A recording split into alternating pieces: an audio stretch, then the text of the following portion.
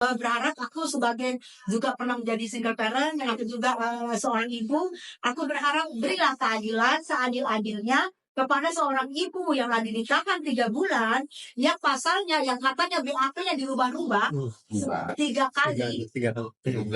Dugaannya kan katanya kan dugaan.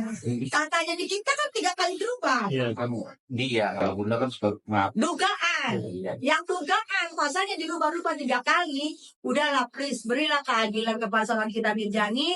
Apapun, mau di kita Mirjani bersalah, mau di kita Mirjani nggak bersalah, itu gue bilang segeralah selesai sidang ini. Dan buat pihak-pihak yang terlibat, mohon segera inilah jemput bola biar cepat sidang ini selesai, jangan diundur gitu. Jadi Begitu juga dengan perdatanya, yang perdata. Nah besok kan Selasanya ada perdata juga, kali perdata, siangnya baru pidana. Dan menurut aku semoga bisa hadir dari pihak RG supaya perdata itu segera selesai. Jadi ini petisi surat untuk Presiden Prabowo itu datang lumrah dalam tanda kutip karena dia warga Indonesia juga. Iya. Nyangkut ya. Yang punya hak untuk membela hati nurani dia sebagai Iya dong. Kan dia warga negara Indonesia. Dia juga aku yakin dia pilih Presiden Prabowo. Aku yakin juga kan Pak Prabowo juga kan sekarang presiden kita yang sah. Ya wajar jika warganya bersurat. Gua rasa pun banyak juga yang bersurat bukan kita Mirjani aja. Tapi karena kita Mirjani seorang artis, dan itu yang ke blow up. Ya namanya yang bersurat sama siapa itu curhat ya. Wajar-wajar aja gitu menurut gue. Bukan sesuatu hal yang tidak dilarang juga, tidak tabu juga kan, nggak apa-apa. Kecuali amin-amin. Dia bersurat juga dengan kata-kata sopan, minta keadilan pada dirinya, minta ini gitu loh. Jadi walaupun misalnya kita tahu Pak Prabowo nggak mungkin ngurusin hal-hal begini, tapi paling enggak curhat dari seorang ibu yang seorang ibu tunggal, mungkin mudah-mudahan bisa sampai ke telinganya Pak Prabowo. Poinnya dia sebagai warga negara Indonesia, sebagai masyarakat Indonesia, dan juga aku yakin dia sebagai pemilih. Wajar kalau dia curhat, mau kemana lagi dia curhat? Untuk dia curhat kan nangis dong. Karena kan selama ini juga banyak viral kan Pak. Banyak oknum-oknum yang salah gunakan kewenangan dia. Ini kita bicara oknum dalam apapun di negara Indonesia atau negara lain. Ini salah gunakan jabatan dia untuk menyakitkan orang yang kita anggap jatuh dari pasal khusus itu sendiri. Bunda melihat itu juga, makanya kita menjadi tak keadilan hukum gitu ya.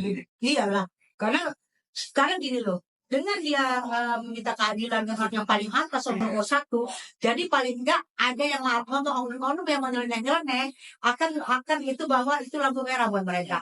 Janganlah nyeleneh karena ini seorang ibu ini 3 bulan paling tahan dengan apapun nanti keputusannya. Kita tidak pernah memaksakan ya apapun keputusannya, tapi paling enggak dia sudah berteriak dengan orang nomor 1.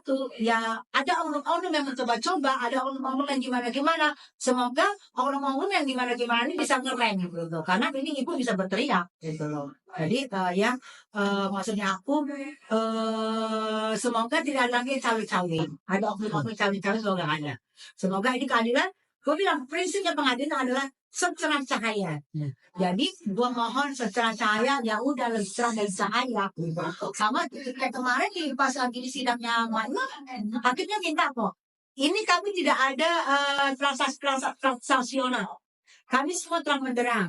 Kami tidak mau ada berita di luar sana mengenai itu. Akhirnya ngomong, ya kita berharap hakim tegak lurus, dan kita berharap keputusan yang terbaik, apapun nanti yang terbaik, mudah-mudahan keberpihakan ada di badan kita Mirjani. Kalau itu aku sah.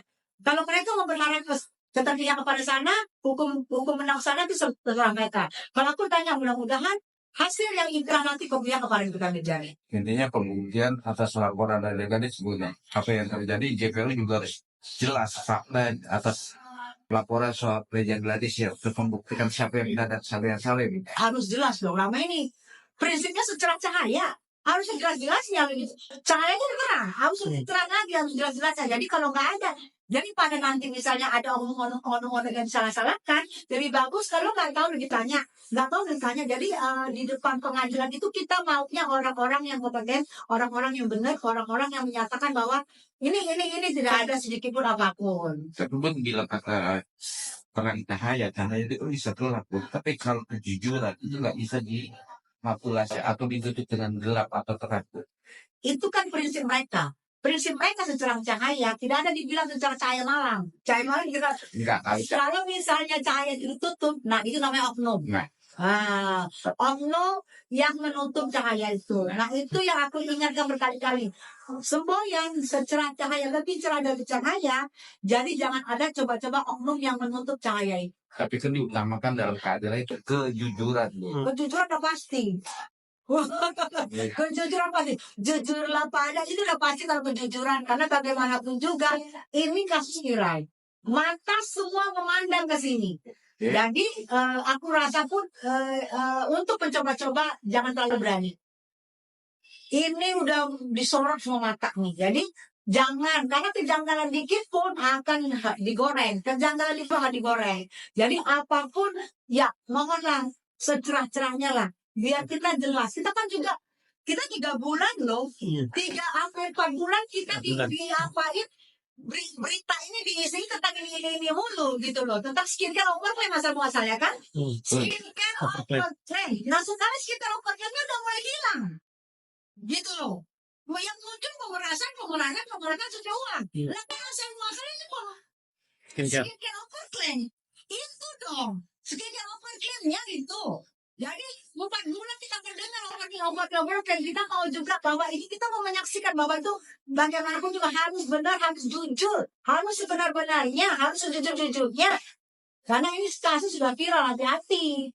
Jadi jangan ada oknum-oknum yang mencoba. Ya jangan mau istilahnya mempertaruhkan apapun demi mencoba-coba itu. Aku sih percaya saat ini pengadilan akan berlaku jujur karena kemarin sudah diomongin sama hakimnya. Jangan ada, kami tidak ada transaksional di sini. Jika ada oknum yang mengaku-ngaku dari kami, silakan laporkan. Sudah dibilang sama hakimnya. Jadi aku tahu akan tegak lurus. Satu kata untuk kita Jani, satu kata untuk anak-anaknya yang kemarin juga sempat viral, jenguk langsung ke hutan sawit dengan ya, namanya anak kecil. Satu kata berarti nggak boleh nampak kata-kata. Buat kita Mirjani bebas. Satu kata doang nggak bisa. Pun anak-anak yang kita Mirjani sabar. Oh iya, monggo. Ini bahwa Nici itu dikriminalisasi. Dikriminalisasi oleh sekelompok orang. Oleh sekelompok orang yang mana sekelompok orang ini mungkin merasa dirugikan. Amani kita mungkin merasa ya namanya orang yang nggak senang kan wajar-wajar aja ya. Aku sih seperti yang diomong-omongin netizen bahwa kemungkinan dikriminalisasi oleh segelintir orang-orang di luar sana yang tidak senang dengan kita Mirjani. Karena kan kita tahu kemarin kita Mirjani kan terlalu vokal untuk bersuara tentang skincare overclaim kan. Mungkin gitu loh.